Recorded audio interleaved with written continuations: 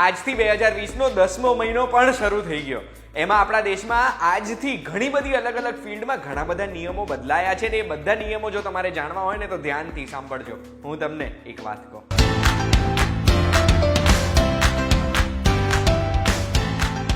એક વાત કહું, આપનું સ્વાગત છે. મારું નામ છે ગુંજ ઠક્કર. હવે મને જોઈએ છે કે આજનો એપિસોડ તમે એન્ડ સુધી જુઓ, કારણ કે તમારા માટે મેં 10 એવા નિયમો કમ્પાઇલ કર્યા છે જે 1 ઓક્ટોબર 2020થી આપણા દેશમાં બદલાવાના છે. સૌથી પહેલો જે નિયમ છે ને એ છે કે હવે આપણે ફિઝિકલ વેરિફિકેશન માટે ઓરિજિનલ ડોક્યુમેન્ટ્સ વાહન ચલાવતી વખતે નહીં રાખવું પડે. જેમ કે આપણું આરસી બુક થઈ ગઈ કે પછી આપણું ડ્રાઈવર્સ લાયસન્સ થઈ ગયું. મોટર વ્હીકલ અમેન્ડમેન્ટ એક્ટમાં એક નવો રૂલ આવ્યો છે જેમાં આપણે આપણા ડોક્યુમેન્ટ્સની એક સોફ્ટ કોપી પણ રાખી શકીએ કે પછી આપણે ડિજિલોકર જેવા એપમાં પણ બતાવી શકીએ છીએ. ફક્ત એટલું જ જરૂરી છે કે જેટલા બી કર્મી આપણને રોકે છે ને એ ડિજિટલ માધ્યમથી આપણા ડોક્યુમેન્ટ્સને વેલિડેટ કરવા જોઈ શકે. એટલે એ અગર જો વેલિડેટ થઈ જાય છે તો પછી કોઈ પણ રીતથી તમે ડોક્યુમેન્ટ રાખો છો એ ચાલશે. બીજો નિયમ એ છે કે હેન્ડહેલ્ડ ડિવાઇસીસ હવે ફક્ત નેવિગેશન માટે જ ડ્રાઈવર યુઝ કરી શકશે. અને આપણે ટ્રાન્સલેટ કરીએ ને તો એનો મતલબ એ થાય કે આપણે આપણી જોડે જે ફોન રાખીએ છીએ એ ફોનમાં વાત કરવા માટે આપણે હેડફોન્સ રાખતા હોય છે, બ્લૂટૂથ હોય કે પછી વાયરવાળા હોય. હવે આપણે અગર જો વાહન ચલાવીએ છીએ તો આપણે આપણા મોબાઈલનો, આપણા સેલફોનનો ઉપયોગ ફક્ત અને ફક્ત નેવિગેશન માટે જ કરી શકીએ. એના સિવાય બીજા કોઈ પણ વસ્તુ માટે આપણે આપણા ડિવાઇસનો ઉપયોગ નહીં કરી શકીએ. અગર વાહન ચલાવીએ છીએ તો હેડફોન્સ બી ના ચાલે, બ્લૂટૂથ વાયરલેસ બી ના ચાલે, સ્પીકર બી ના ચાલે. આ નિયમ છે અને આના માટે જો આપણે પકડાઈએ છીએ તો મોબાઈલ વાપરવા વાળો જે દંડ થાય છે એ દંડ આપણને થશે. ત્રીજો જે ચેન્જ છે ને નિયમમાં એ છે કે હવે જે ફ્રી એલપીજી મળતા હતા લોકોને પ્રધાનમંત્રી ગરીબ કલ્યાણ યોજના હેઠળ, જે પ્રધાનમંત્રી ઉજ્જવલા યોજના હેઠળ ફ્રી રિફિલ હતા ને 30મી સપ્ટેમ્બર સુધી આ કોવિડ-19ના લોકડાઉન માટે, એ 30મી સપ્ટેમ્બરે પૂરું થઈ ગઈ છે સ્કીમ. હવે એક્સટેન્ડ નહીં થાય એટલે ફ્રી રિફિલ એલપીજી નહીં કરાઈ શકે હવે કોઈ. ચોથો નિયમ એ બદલાયો છે કે હવે ફોરેન ફંડ ટ્રાન્સફર કરીશું ને, ભારતની બહાર પૈસા મોકલાઈશું તો એના ઉપર 5% ટેક્સ લાગશે.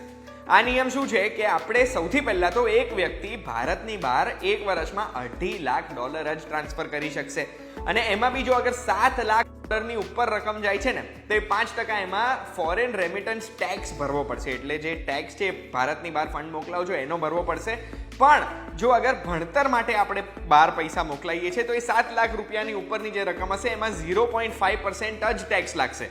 પણ જો ફોરેન ટૂર્સ માટે મોકલાઈએ છીએ આપણે ભારતની બહાર પૈસા, એટલે ક્યાંય ફરવા માટેના પૈસા છે, ટ્રાવેલ માટેના પૈસા, તો એવા સંજોગોમાં 7 લાખની લિમિટ જ નથી. જેટલા બી પૈસા આપણે મોકલાઈશું એના ઉપર એક 5% ટેક્સ લાગશે જ. એ ટેક્સ ક્યારે નહીં લાગે? જ્યારે 5% TDS એટલે ટેક્સ ડિડક્ટેડ એટ સોર્સ એ ઓલરેડી આપણને કપાઈ જાય છે ને તો આ ટેક્સ આપણને નહીં લાગે. આ 1 ઓક્ટોબરથી લાગુ થઈ ગયું છે. પાંચમો નિયમ એ છે કે હવે આપણે મીઠાઈની દુકાનો પર જઈશું તો food safety and standard authority of India એટલે FSSAI એ નવો નિયમ કર્યો છે કે લૂઝ મીઠાઈ હોય કે કોઈ પણ પ્રકારની મીઠાઈ હોય ને એના ઉપર બેસ્ટ બિફોર ડેટ લખવું જરૂરી છે. એટલે જે એક્સપાયરી ડેટ હોય ને એ મીઠાઈઓ પર બી હશે જે લૂઝ મીઠાઈ વેચાય છે અને ફરસાણ વેચાય છે. કારણ કે એનાથી લોકો જે એક્સપાયર્ડ વસ્તુઓ ખાય છે ને એના લીધે બીમાર થાય છે ને એ વસ્તુ ઘટી જાય. છઠ્ઠો નિયમ હેલ્થ ઇન્સ્યોરન્સ પોલિસીમાં બદલાયો છે.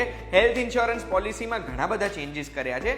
સૌથી પહેલા તો આ કોવિડ આવ્યું ને એના પછી હવે હેલ્થ ઇન્સ્યોરન્સ પોલિસીમાંથી 17 ઇલનેસ જે પરમનન્ટ ઇલનેસ હોય એ કાઢી દેવામાં આવી છે. એના માટે તમારે સ્પેશિયલ પોલિસી લેવી પડશે.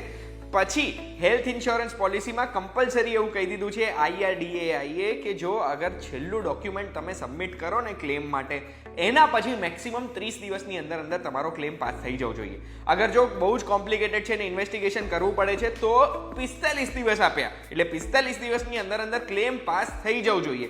અગર જો આ 30 દિવસ કે 45 દિવસવાળી લિમિટ કોઈ પણ ઇન્સ્યોરન્સ કંપની નથી પાલન કરતી તો એના પછી જે પણ ક્લેમ અમાઉન્ટ થાય છે ને એ અમાઉન્ટની ઉપર આપણને, એટલે જે ક્લેમ કરી રહ્યા છે વ્યક્તિ, એમને બજારમાં બેંક રેટ જે વ્યાજનો ચાલી રહ્યો છે એના કરતાં 2% વધારે વ્યાજની ચૂકવણી કરવી પડશે. એટલે આપણને ક્લેમ વધતા વ્યાજ મળશે અગર 30 થી 45 દિવસની અંદર આપણો ક્લેમ સેટલ નથી થતો તો.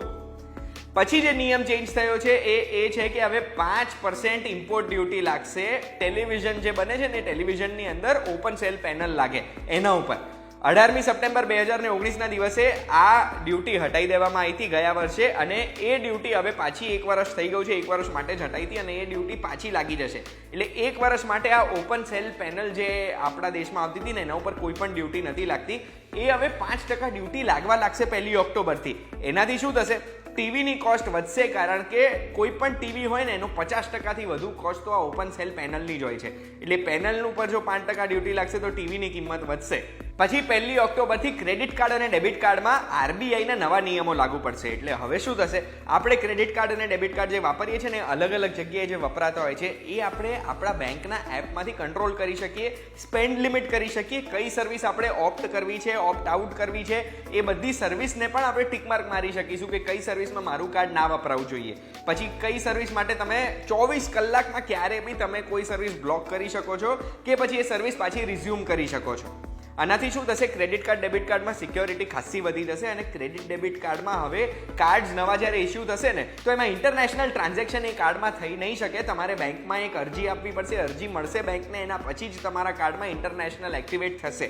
અત્યારે શું થાય છે, આપણે આપણા કાર્ડમાં કોઈ પણ ઇન્ટરનેશનલ ટ્રાન્ઝેક્શન કરીએ છીએ ને તો ઓટીપી પણ નથી આવતો. એની માટે ફક્ત આપણા કાર્ડનો નંબર, એક્સપાયરી ડેટ અને પાછળ સીવીવી નંબર એન્ટર કરીને તમે ટ્રાન્ઝેક્શન કરી શકો છો. એટલે જો કાર્ડ ખોવાઈ જાય ને તો એ કાર્ડનું ઇન્ટરનેશનલ ટ્રાન્ઝેક્શન કરવું હોય તો તમારે ઓટીપીની જરૂરત ના પડે.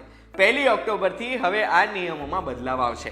9મો નિયમ એ છે કે food safety and standard authority of ઇન્ડિયાએ એવું કીધું છે કે 1 ઓક્ટોબર 2020થી કોઈ પણ પ્રકારના ઓઇલમાં હવે રાઈનું તેલ એટલે મસ્ટર્ડ ઓઇલનું મિશ્રણ નહીં કરી શકાય.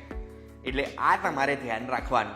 અને 10મો અને છેલ્લો જે આજથી બદલાવ થાય છે ને એ TCS એટલે ટેક્સ કલેક્ટેડ એટ સોર્સનો જે નિયમ છે એ છે. એટલે હવે આપણે કોઈ પણ ઈ કોમર્સ ટ્રાન્ઝેક્શન કરીશું ને એમાં ઈ કોમર્સ ટ્રાન્ઝેક્શનમાં TCS આપણો ઉમેરાશે. એટલે આ શું હશે, આપણે જેટલા રૂપિયાનું ટ્રાન્ઝેક્શન કરીશું એમાં 1% TCS ઉમેરાશે. એટલે જેવું પહેલાં TDS હતું, ટેક્સ ડિડક્ટેડ એટ સોર્સ, એવી રીતે હવે ટેક્સ કલેક્ટેડ એટ સોર્સ એટલે વેચાણ વખતે પણ ટેક્સ ઉમેરાશે. આશા રાખું છું આ એપિસોડમાં તમને 1 ઓક્ટોબરથી જે નવા નિયમોના ચેન્જીસ થવાના છે એ બધા મળી ગયા હોય. આ એપિસોડમાં બહુ જ ઇમ્પોર્ટન્ટ માહિતી છે. છેક સુધી તમે જોડે રહ્યા હોય તો આ બધાની સાથે શેર કરજો. બધાને જાણવા જેવી વસ્તુ છે. મારી સાથે વાત કરવી છે તો કમેન્ટ કરજો અને બધા જ ન્યૂઝ માટે VTVGujarati.com જોતા રહેજો.